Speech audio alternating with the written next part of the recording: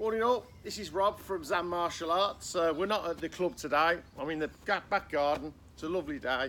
So I thought we'd have a little video about qigong.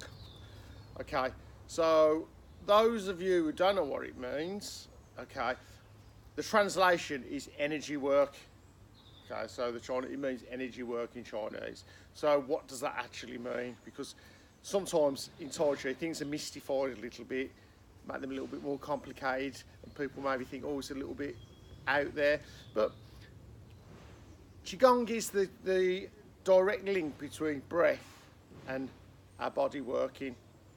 So basically, when we do the form, in its purest essence, the form is an expression of the breath. So when we do a movement, we breathe in on the in and then out when we go outwards. So these are pretty fundamental things, that all inward breaths are when we come in, and then when we go outwards, we breathe out. Okay, so you might think, oh, why do we need to do that? One way I can tell you is that normally the inwards breath would be a motion that would be receiving, so it might be like a gentle parry back, and then the outward would be more of a striking or a locking or anything like that.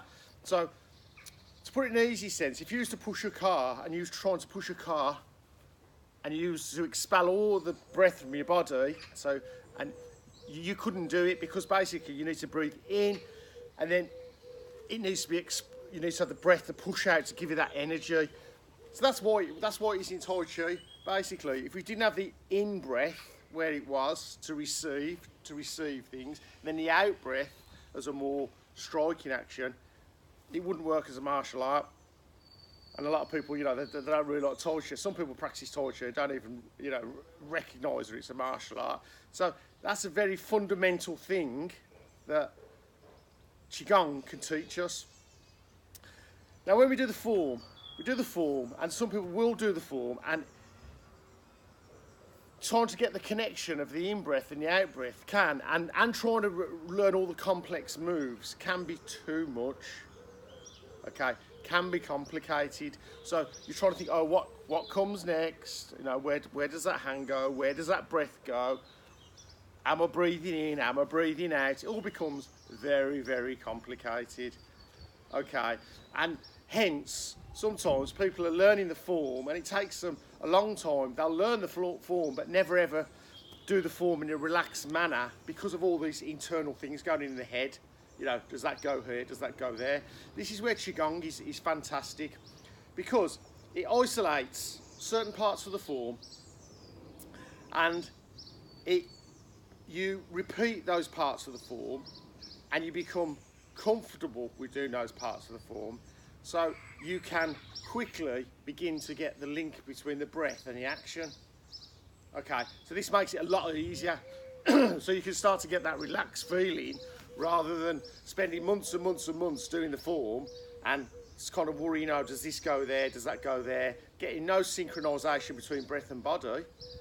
But if you do the qigong, you can learn it quicker and you can start to get that benefit of the link between breath and body.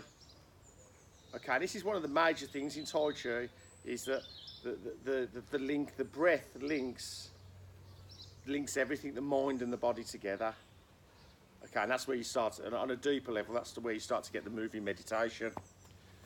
Okay, so I kind of, this is more of a discussion, not showing you any qigong. Probably I'll do a video next time showing you, but it's worth bearing in mind that you can do qigong as well standing anywhere.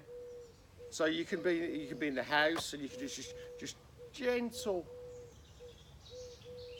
movements. You can be nice and stationary.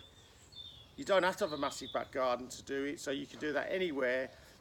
Great in the mornings, so I would recommend that you start having a go, and probably next time I'll post a video of some of the actual movements and the exercises. I hope you enjoyed that. It's Rob, over and out, and have a lovely day. Cheers.